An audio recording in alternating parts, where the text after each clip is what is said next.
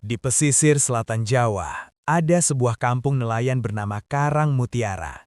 Kampung itu kecil, rumah-rumah kayu berjajar menghadap laut. Siang hari ramai oleh suara anak-anak dan jemuran ikan asin. Namun ketika malam tiba, suasana berubah. Orang-orang di sana percaya satu hal, Laut Selatan tidak pernah benar-benar kosong. Sejak dulu, para tetua kampung selalu memperingatkan para nelayan muda. Kalau laut terlalu tenang, jangan melaut. Bukan karena badai, bukan karena ombak tinggi, justru karena terlalu tenang. Karena laut yang terlalu sunyi, bukan laut yang biasa. Raka adalah nelayan paling berani di kampung itu. Usianya 27 tahun, tubuhnya kuat, ia sering mengejek cerita-cerita lama. Menurutnya, semua itu hanya cara orang tua menakuti anak muda. Suatu malam di bulan mati, langit bersih tanpa awan. Tidak ada angin. Air laut tampak datar seperti kaca hitam. Beberapa nelayan yang sedang memperbaiki jala berhenti bekerja. "Jangan ada yang melaut malam ini," kata Pak Lurah pelan. "Kenapa?" tanya Raka. "Lautnya terlalu diam." Raka melihat ke arah cakrawala. Benar, tidak ada satupun ombak kecil memecah garis pantai. Tapi bagi Raka itu justru kesempatan. Ikan pasti banyak, katanya. Ia mendorong perahunya sendirian. Tak ada yang ikut. Semakin jauh ia mendayung, suara kampung menghilang. Tidak ada suara ombak, tidak ada suara angin, tidak ada mesin kapal lain, hanya suara nafasnya sendiri. Raka mulai merasa aneh ketika menyadari satu hal.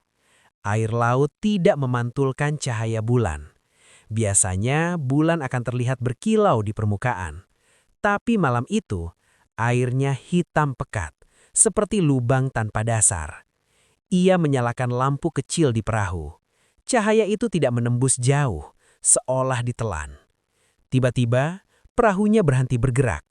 Mesin masih hidup, tapi perahu seperti tertahan sesuatu. Raka mematikan mesin, dan saat itulah ia mendengarnya. Tok, tok, tok. Suara ketukan dari bawah perahu, bukan dari kayu, dari bawah air.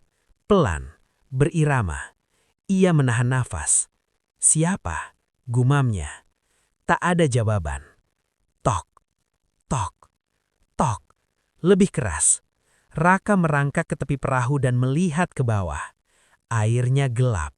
Namun di dalam gelap itu, ada sesuatu.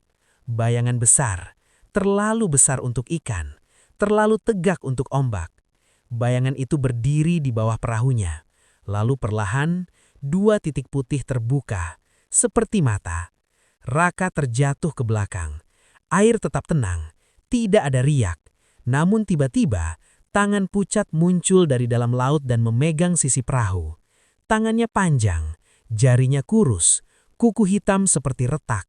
Raka berusaha menendang tangan itu, tapi tangannya tidak terasa basah. Tidak ada air menetes, seolah tangan itu bukan benar-benar dari laut. Suara bisikan terdengar di telinganya. "Kau tidak sendiri." Raka mencoba menghidupkan mesin lagi. Tidak bisa. Lampu perahu mulai redup. Di sekelilingnya, air laut tampak bergelombang pelan, tapi bukan karena angin. Seperti ada banyak sesuatu bergerak di bawah permukaan. Bisikan semakin banyak.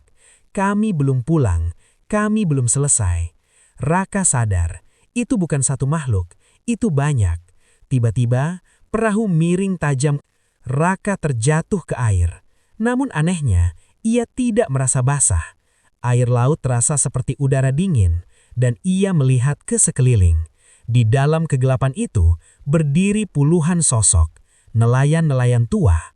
Beberapa masih mengenakan topi anyaman, beberapa memegang jala. Wajah mereka pucat, mata mereka kosong.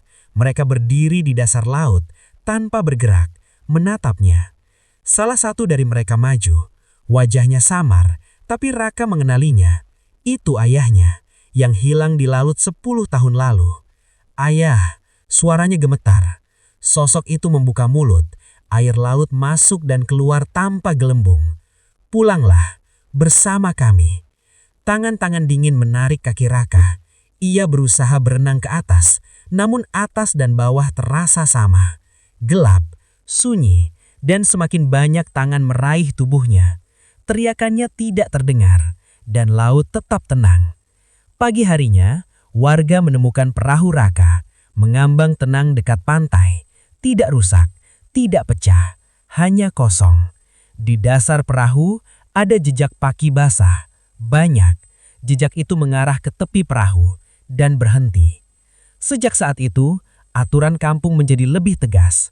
Jika laut terlalu sunyi, jangan melaut, karena laut tidak selalu mengamuk dengan ombak besar. Kadang, ia hanya membuka pintunya, dan siapapun yang masuk tidak selalu diizinkan kembali.